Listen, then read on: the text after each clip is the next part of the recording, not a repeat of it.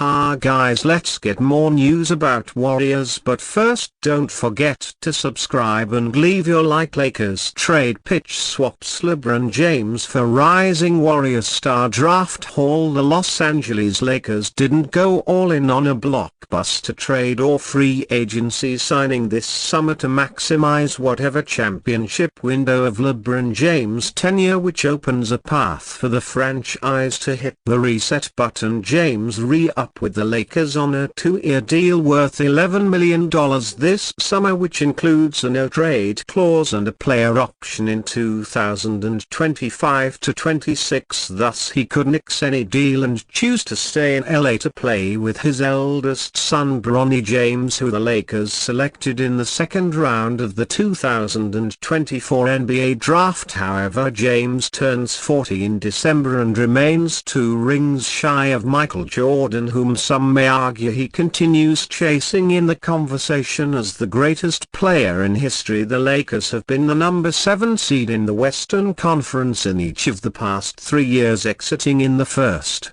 round twice. The team is over their salary cap and in the luxury tax, with minimal avenues toward meaningfully improving this summer and or ahead of the February 2025 trade deadline. It has D'Angelo Russell's salary $19 million and 2 first-round picks 2029-2031 to make a deal, but that may not be enough to wrangle a true third star to play alongside James and Anthony Davis. James could live out his dream of playing with his son in the preseason/early in the year, then go chasing a 5th championship with the Golden State Warriors ahead of the deadline, securing the notion that he helped his son land a 4-year NBA contract worth $8 million. Meanwhile, the Warriors have 3 first-rounders and a rising star in Jonathan Kuminga they can package together that helps the Dubs compete for a title while aiding the Lakers in a competitive rebuild centered around Davis. Golden State has been active in free agency this summer after losing Klay Thompson to the Dallas Mavericks, and continue to pursue 7-footer and former All-Star Lauri Markkanen of the Utah Jazz.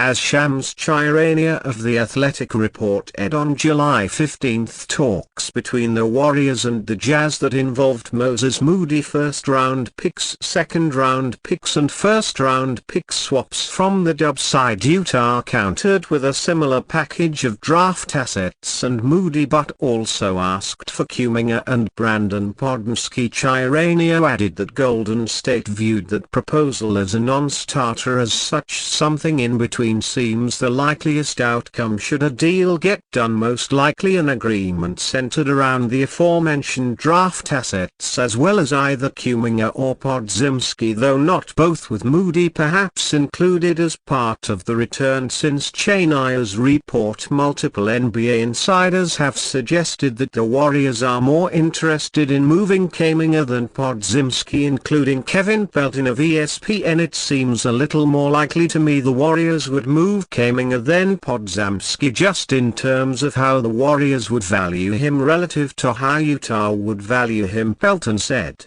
during On the Low Post podcast on July 15. The other thing worth considering on this trade is the financial implications down the line. If Markkanen gets that huge raise and it's Kuminga that stays instead of Podziemski, he also gets an enormous raise coming off his rookie contract. Insider says Warriors are still in the mix to land. The Golden State Warriors are going through a transition period, with the team losing star guard Klay Thompson in NBA free agency after he decided to sign with the Dallas Mavericks to join forces with Luka Doncic and Kyrie Irving in Texas. Once Thompson officially decided to leave the team that drafted him, the consensus seemed to be that the championship window for the iconic Warriors led by superstar Stephen Curry had officially closed, especially with teams in the Western Conference only getting better and better. Although the Warriors lost one of their key players to their 4 championships in this Curry era, Golden State might be able to pull off a blockbuster trade that would immediately put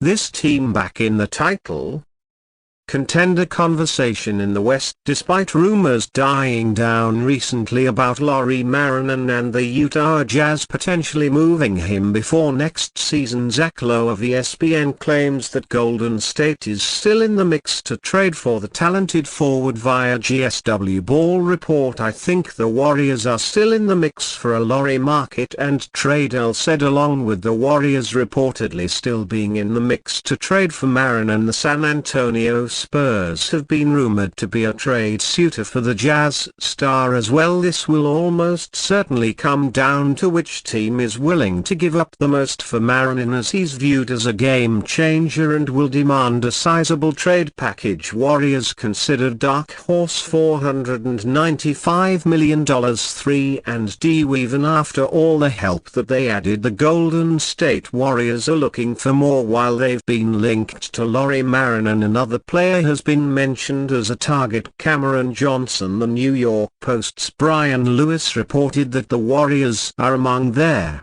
teams considered to be a dark horse for the Brooklyn Nets wing. While the Kings, Magic and Lakers are interested, one recent report claimed the Spurs, Raptors or Warriors could be a dark horse. Lewis wrote in a July 22 story the Nets acquired Johnson in 2023 in exchange for Kevin Durant. Johnson has established himself as a solid wing defender. Better than that, he is also a reliable three-point shooter, shooting 39.1% from 3 during the 2024-25 season. Johnson will enter the second year of a 4-year $94.5 million contract, where he will be owed $23.6 million for the 2024-25 season. His contract is more than affordable for teams like the Warriors to acquire. The Warriors have shorted up their wing depth when they added to Anthony Melton and Kyle Anderson. Johnson would be another useful addition to their perimeter. The Nets signaled that they would start a rebuild when they traded Mel Bridges to the New York Knicks. With him off the team, the Nets don't have any current stars on their roster, which means they may trade more pieces away to get younger. If they commit to a rebuild, Johnson could be next. NBA insider Mark Stein reported that Johnson is someone to keep an eye on between now and the 2025 NBA trade deadline. Toronto's Bruce Brown, Portland's Robert Williams, Washington's in-signed free agent and thus a prime sign and trade target, Tyus Jones and newly acquired Malcolm Brogdon. The Brooklyn trio of Cam Johnson, Dorian Finney-Smith and Dennis Schroeder. Trade headlines in recent days have mostly been monopolized by Utah's Lauri Markkanen and New Orleans' Brandon Ingram, but all of the players above continue to rank as must-monitor candidates to be dealt between now and next season's February 6 trade deadline. Stein wrote in a July 11 story, if the Warriors can't get Johnson, they could try to get any of these other aforementioned players. Markkanen has been linked to them in recent weeks. There is a scenario where the Warriors could get Markkanen and Johnson in the same off-season because their contracts are both inexpensive given their value